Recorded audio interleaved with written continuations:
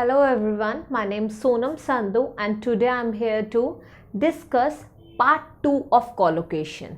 I have already explained part 1 collocation video and in that video I gave you 6 words, okay? So 6 words and उनके basis पे collocation exact words कौन से use करने चाहिए, एक particular noun के साथ what all adjectives can be use, एक वर्ब के साथ what all nouns can be use, ये होता है कॉलोकेशन की करेक्ट नाउन यूज करना. बहुत बार आपने देखा होगा कि रॉन्ग वर्ड्स यूज होते हैं, so that is like wrong collocation. So we really need to be careful about collocations if you want to score good in lexical resources, because अगर आपकी कॉलोकेशन रॉन्ग है तो कोहेरेंस भी week होगा, because of the wrong collocation what is happening, an examiner will not be able to understand the whole sentence. So that's the only reason you need to take care of collocations.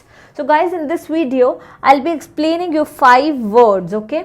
So 5 words and 5 collocations basically. So the first one is problem. So what is problem? Problem is a noun, okay? So इस noun के साथ what all adjectives can be used with problem? We can say economic problems have been rising lately, emotional problems, as a result emotional problems have been rising, financial problems, serious problems, severe problems, major problems and practical problems. So you should know what all words can be used. जब भी आपने problem use करना है, so you need to choose whether you want to say financial कुछ problem आ रही है तो financial and economical use कर सकते हो, emotional problem आ रही है emotional use कर सकते हो, serious and severe use कर सकते हो कि बहुत ही डिफ़िकल्ट सी सिचुएशन है कि बहुत ज़्यादा सेवियर प्रॉब्लम है तब. So you really need to understand कि एक मेजर प्रॉब्लम इसकी वजह से हो रही है, वो कौन सी है. So you will write major problem, okay? So you will be using collocations properly and you will not use any wrong word. Now next word is implication. Guys implication का पहले तो मीनिंग समझो. Implication is an also a noun but the meaning is conclusion, ठीक है, some conclusion. So क्या बोल सकते हैं हम कि इसके इम्प्लीकेशंस क्या हुए. लेट्स से ग्लोबल वार्मिंग की बात करें, so what are the implications of global warming. So economic implications क्या हैं, फाइनेंशियल इम्प्लीकेशंस क्या हैं, क्या कंक्लूजन है, क्या हो रहा है ग्लोबल वार्मिंग की वजह से, क्या क्या चीज़ें हुई, ठीक है. इंपॉर्टेंट इम्प्लीकेशन क्या है, अगर आप ऐसा करते हो तो लीगल इम्प्लीकेशंस लग सकती हैं, और वो लीगल इम्प्लीकेशंस क्या हैं, ठीक है. Profound implications and serious implications. So you'll be using these words with the noun implication, which means conclusion, कुछ suggestion, कुछ conclusion, क्या हो सकता है इसके बाद, ठीक है. some effect we can say.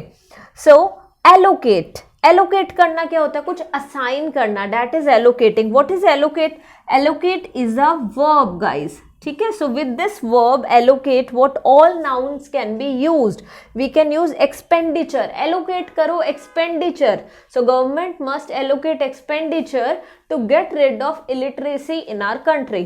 सो अगर एक्सपेंडिचर करेंगे इलिटरेसी से गेट रिड, एजुकेशन सिस्टम पे एलोकेट करने चाहिए एक्सपेंडिचर, फंड्स एलोकेट करने चाहिए, मनी एलोकेट करने चाहिए, या फिर किसी को सीट एलोकेट करो. Please allocate a seat to the elderly, ठीक है. टाइम, ठीक है, किसी को टाइम एलोकेट करना या कोई वर्क एलोकेट करना, किसी को असाइन कर देना ये वर्क या ये duty. So that's allocating guys. The fourth word here is attract करना. सो अट्रैक्ट क्या है, attract again it is a verb, ठीक है.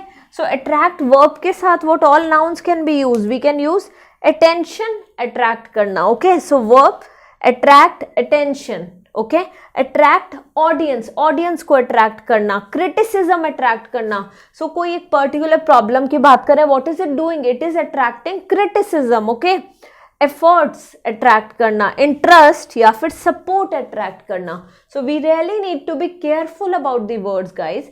उसी के बेसिस पे आपके लेक्सिकल रिसोर्सेज वाली थिंग स्ट्रॉन्ग होगी. And the last word is relationships, जो कि बहुत बार यूज होता है.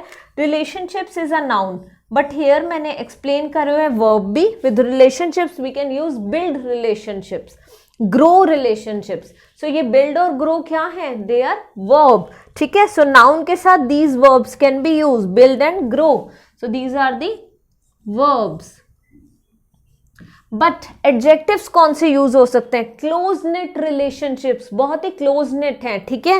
हेल्दी रिलेशनशिप्स या फिर कॉर्डियल रिलेशनशिप्स, ठीक है, बहुत ही लविंग रिलेशनशिप्स होना, क्लोजनेट, हेल्दी, कॉर्डियल रिलेशनशिप्स.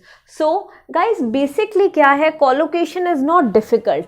आप अगर यही same words, if you will be using similar words again and again, let's say आपने 5 एसेज में भी यूज कर लिए, you need not to go through this again. So you will just write it in your copy, make your notes and start using these words in your essay.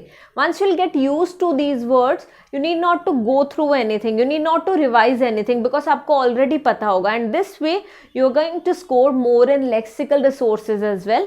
और आपका coherence में भी scores down नहीं होंगे अगर आप exact verb use कर रहे हो या exact noun यूज कर रहे हो.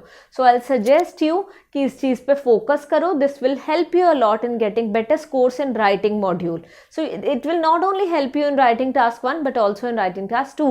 So basically you need to focus on writing task 1 and writing task 2. You can use the words. Mainly writing task 2 essay में ये सारे words ज़्यादा यूज होंगे but will definitely help in task 1 as well. Okay, so guys that's all for today's session. इसमें I believe आपको collocations अच्छी तरह समझ आ गई होंगी. In case you have any doubt you can ask me in the comment section. Thank you so much for watching the video and do share it with your friends.